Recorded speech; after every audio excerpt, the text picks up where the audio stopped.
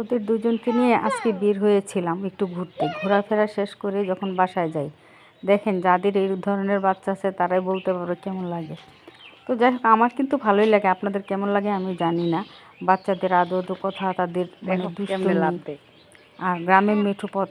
আমার শহরে থেকে গ্রামে কিন্তু ভালো লাগে। কার কার গ্রামে ভালো লাগে অবশ্যই জানাবেন। আর এই যে দেখেন আমাদের বুড়ি দুইটা মানে এত দুষ্ট, সারাটা দিন একসাথে, মানে কি বলবো, দেখেন তাদের কি অবস্থা। ছোটবেলায় কথা কার কার মনে পড়েছে বলেন তো এসব দেখে? আমরাও কিন্তু ছোটবেলায় এরকম অনেক করেছি। যে দেখেন কি অবস্থা, মানে এত দুষ্ট দুইটা।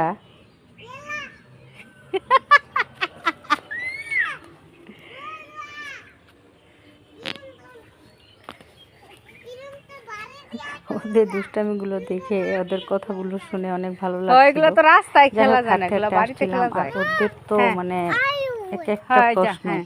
আর এই যে আমাদের বুড়ি, তার তো প্রশ্নের শেষ নাই, একটার পর একটা প্রশ্ন।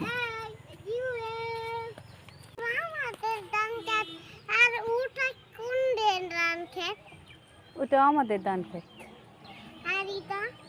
হ্যাঁ হ্যাঁ, ওটাও। হ্যাঁ, অন্য মানুষরা কাজ করে, তুমি কি কাজ করতে পারবা? মানে তাদেরকে নিয়ে বের হলে একটার পর একটা প্রশ্ন। 2 মিনিটের রাস্তা অনেক সময় 2 ঘন্টাও লাগে। যে তাড়াতাড়ি বাসায় যাবো তার কোনো উপায় নেই। আর এই যে দেখেন গ্রামের নতুন ধান ক্ষেত, চারদিকে বাঁশের ঝাড়, গাছ গাছালি, সব কিছু না, পাখির ডাক। আমার কিন্তু ভালো লাগে এই পরিবেশটা, যেটা শহরে নাই। শহরের কোলাহল, যানজট, তার থেকে গ্রামের মানে অনেক শান্তি। আর আমার তো এই মেঠো পথটা অনেক ভালো লাগে। এই জায়গাটা হচ্ছে আমার বাড়ির পিছনের একটা সাইড আর কি, কর্নারে। এখানে আমার একটা বাঁশের ঝাড় আছে, তো রেখে দিয়েছি। বাঁশ তো অনেক কাজে লাগে।